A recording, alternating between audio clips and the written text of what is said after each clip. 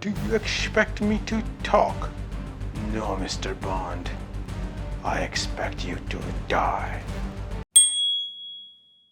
Hi, guys. Welcome to day 107. I'm going to talk about something controversial today. I think you have guessed already.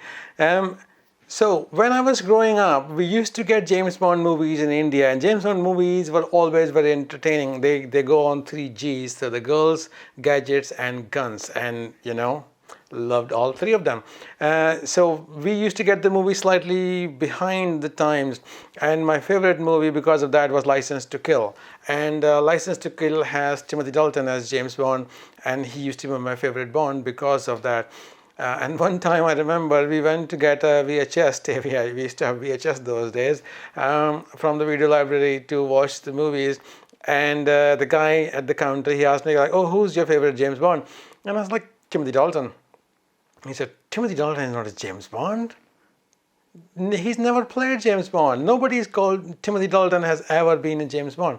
So we had a long argument to no avail because there was no conclusion unless because you could not do Google. This is like prehistoric times before Google.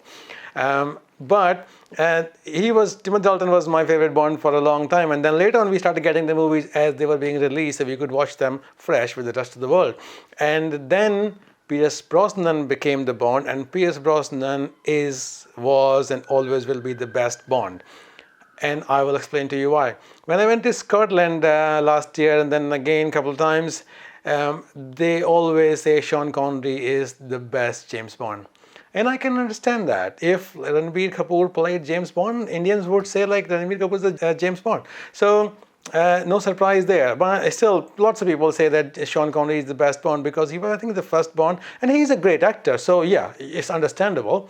But when I heard this, I knew Sean Connery only as like he's got the beard, he's older, and nothing close to the James Bond look. So I didn't think that was true. But then when Pierce Brosnan came on the scene, he looks to James Bond, he walks as James Bond, he's totally the Bond, the spy. And if you don't believe me, I can give you two examples and that will prove my point. One example is this movie called The Thomas Crown Affair. It's got Pierce Brosnan, the lead actor, and he is not James Bond in that. He is only a billionaire thief.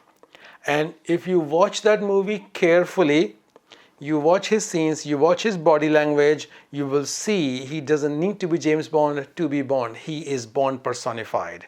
He has that confidence, he has that, the arrogance, the cockiness in his walk, in his actions, in his speech, everything. Okay, now you will say if he's acting like James Bond in a different movie, that's not proof because that means he's a bad actor. He's not a bad actor, he's a good actor. And there's my second argument, which is a movie called Evelyn. Not a lot of people have seem to have watched it, but it's a fantastic movie. It's got Pierce Brosnan in the lead role. And I should have done another episode just on the Evelyn movie because it's a really, really good movie. But I'll tell you very briefly what it is. It's a movie set in Ireland in long time ago. I don't know exactly what year is that. But Pierce Brosnan is like a drunk guy, very loose character, and he is Irish. He's really Irish. So in the movie is set in Ireland, and his wife runs away. So his wife leaves him, and he has three kids. And because he is a single father, the state takes his kids away because in those days in Ireland, a single father could not have the custody of the children. So, and he's very irresponsible, he drinks a lot, and if he has bar fights and things like that. So, because of the children, he fights for it, he goes to the court, he goes to the higher court, then he goes to the Supreme Court. And that's not surprise. That's no spoilers because you can see in the trailer. And then because of the children, he cleans up his act. And in that, you can see the acting chops of Mr. Brosnan. He's fantastic. And he has done several other movies, later movies as well. The Foreigner was one of the new ones, and he plays a great character. Wow. Top-notch acting. So, because of that, I think that Pierce Brosnan is the best Bond of all times. When Daniel Craig replaced him, I was so freaking angry. And when people say like, "Oh, he's a better Bond" or "He's good," me, If you want to disprove me, just watch Cowboys versus Aliens, and you will see what I mean. For me, Daniel Craig is like a boy running around in men's clothes and trying to act like a man. He's not that great. He's an all right. He's an all right actor.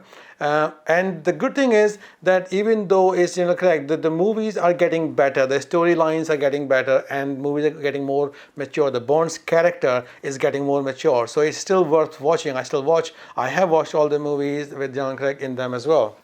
But for me, best Bond will always be Pierce Brosnan. If you want to contradict me, feel free, leave a comment, and I would love to hear what your favorite movies and who's your favorite Bond. If you're gonna say Sean Connery, don't bother.